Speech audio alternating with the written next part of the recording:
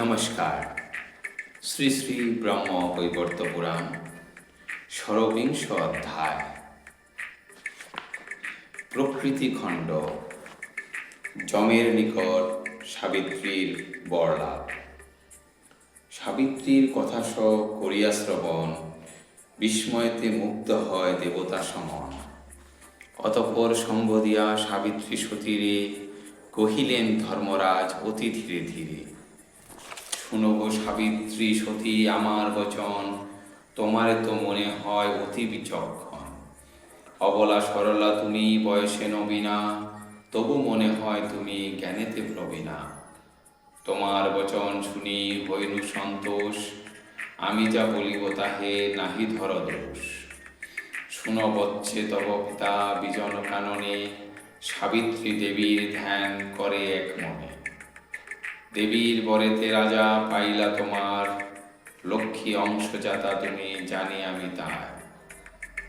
শ্রী যেমন শ্রীপতির করে শোভা পায়, শ্রীকৃষ্ণ যেমন বক্ষে রাখে রাধিকার। ভবানী যেমন শোভে ভবের বুকেতে, মূর্তি রহে ধর্ম বুকে যেমন সুখেতে। সাবিত্রী যেমন রাজে বক্ষেতে ব্রহ্মার, যেমন গৌতম বুকে স্থান হল্লার। সেই রূপ তব কাছে কহি বারংবার, সত্যবাণী পতিব্রতা হবে অনিবার। আমার বচন যেন মিথ্যা নাহি হবে, কি বর কামনা কর বল তুমি এবে। সুপ্রিয়া হইবে তুমি সৌভাগ্যশালিনী, আর কি প্রার্থনা কহ মধুর ভাসিনী।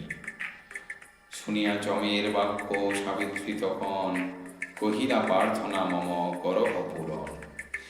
সাহস পাইনু দেব কথায় তোমার, মনের বাসনা তাই বলি যে এবার। এই বর কৃপা করি করহ প্রদান, মম গর্বে শতপুত্র পাবে সত্যবান। শতপুত্র লাভ হোক আমার পিতার, শ্বশুর নয়ন লাভ করুক আবার। রাজ্যভ্রষ্ট শ্বশুরে রাজ্য লাভ হোক, এই বর দাও প্রভু ঘুচে যাক শোক। লক্ষ বর্ষ পরে আমি সত্যবান সহ, গোলক মাঝারে যেন থাকি অরহর। ভক্তি মোর রহে যেন হরির উপরে, পাপ না প্রবেশ করে আমার অন্তরে। যম কহে শোনো সাধ্বী বচন আমার, পরিপূর্ণ অভিলাষ হইবে তোমার। শতপুত্র লাভ তব হইবে নিশ্চয়, আমার কথায় তুমি করহ প্রত্যয়। তব ইচ্ছা মতো যেন তোমার জনক, লভিবেন শতপুত্র নরক নাশক। বনবাসী রাজ্য শ্বশুর তোমার, অবশ্য পাইবে ফিরে রাজত্ব তাহার। অন্ধত্ব ঘুচিবে তার নারবে দুর্গতি, তোমার কল্যাণে ঘটে এই সব শ্রুতি। বর লোভী খুশি মনে সাবিত্রী সুন্দরী, যমের কহিল পুনঃ কর জোর করি। একটি প্রার্থনা মোর শুন ধর্মরাজ, কর্মের বিপাক কথা কহ মোরে আজ। যম কহে পূর্ণ হোক তোমার কামনা, এইবার করি কর্ম বিপাক বর্ণনা। কর্মফলে জীবগণ জন্ম লাভ করে, কর্মাধীন দেব দৈত্য গন্ধর্ব কিন্নরে। পূর্ব জন্মার্জিত কর্ম ভোগ করে সবে, শুভ কর্ম ফলে জীব স্বর্গে যায় তবে। অশুভ কর্মের ফলে নরকেতে যায়, ভোগান্তে কর্মের ফলে সবে মুক্তি পায়। কর্মফলে নানা জন্ম লভে জীবগণ, কর্মই করয়ে সদা অসাধ্য সাধন। বিপ্র জন্ম লভে নর সুকর্মের ফলে, মানবের মাঝে শ্রেষ্ঠ শাস্ত্র ইহা বলে। সেই বিপ্রজন যদি হরিভক্ত হয়, ইহার অধিক কাম্য জীবনে কি রয়। হরিভক্তি পরায়ণ স্বর্গ লাভ করে, অন্যথায় নরকেতে যাইবে অচিরে। দুই প্রকারের মুক্তি সবার প্রধান, শ্রীকৃষ্ণের সেবা আর পরম নির্বাণ। কুকর্মের ফলে জীব দুঃখ কষ্ট পায়, শুভ কর্মে সুখ পায় কহিনু তোমায়। কর্ম বলে জীবগণ সুখী দুঃখী হয়, কহিলাম তব কাছে আমি সমুদয়। জানিও মানব জন্ম একান্ত দুর্লভ, তাহাদের মধ্যে শ্রেষ্ঠ ব্রাহ্মণেরা সব। ব্রাহ্মণের মাঝে শ্রেষ্ঠ বিষ্ণু ভক্তজন, বৈষ্ণব দ্বিবিধ হয় শাস্ত্রের বচন। সকাম নিষ্কাম এই দ্বিবিধ বৈষ্ণব, উভয়ের মাঝে শ্রেষ্ঠ নিষ্কাম মানব। সকাম বৈষ্ণব যত ভোগে কর্মফল, নিষ্কাম ভক্তেরা মুক্ত হয় অবিরল। নিষ্কাম বৈষ্ণবগণ গোলকেতে যায়, দেহ অন্তে অনায়াসে বিষ্ণুপদ পায়। সংসার বন্ধন আর না হইবে তার, জানিবে নিশ্চিত ইহা শাস্ত্রের বিচার। দ্বিভুজ কৃষ্ণের দ্বারা যারা সদা সেবা করে, গোলকে গমন করে দিব্যরূপ ধরে।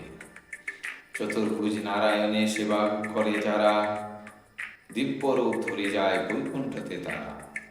সকাম বৈষ্ণব করে বৈকুণ্ঠ গমন, পুনরায় ভারতেতে করে আগমন। কালেতে নিষ্কামী হয় সেসব ব্রাহ্মণ, শ্রীহরির ভক্ত তারা হয় সর্বক্ষণ।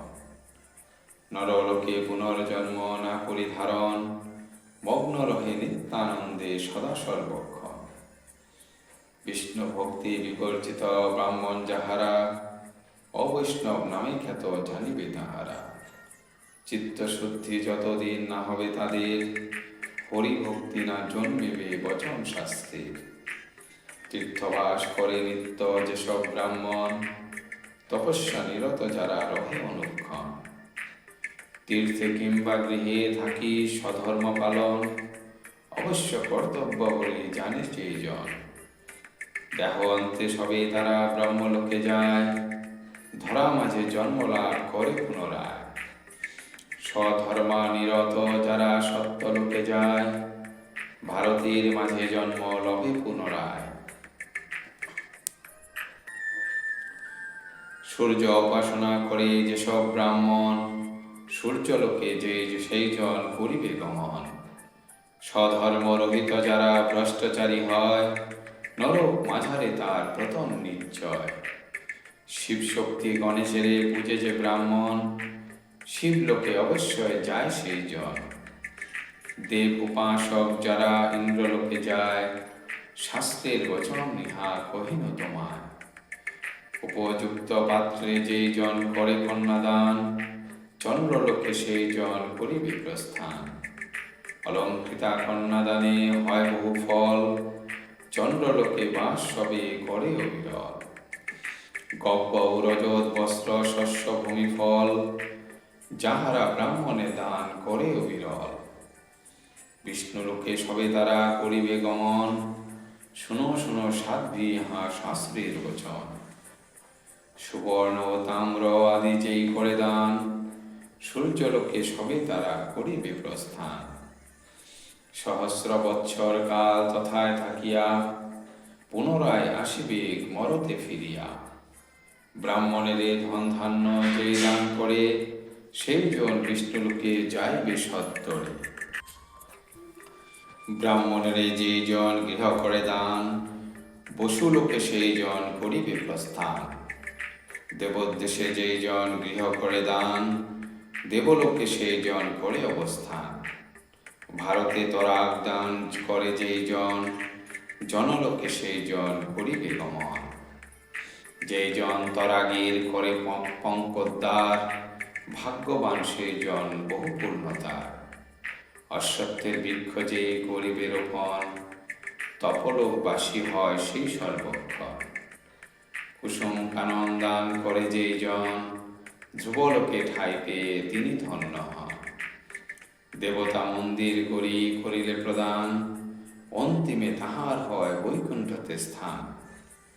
জীবের সুখের লাগি পথঘাট যত, সযতনে পরিষ্কার করে যে নিয়ত।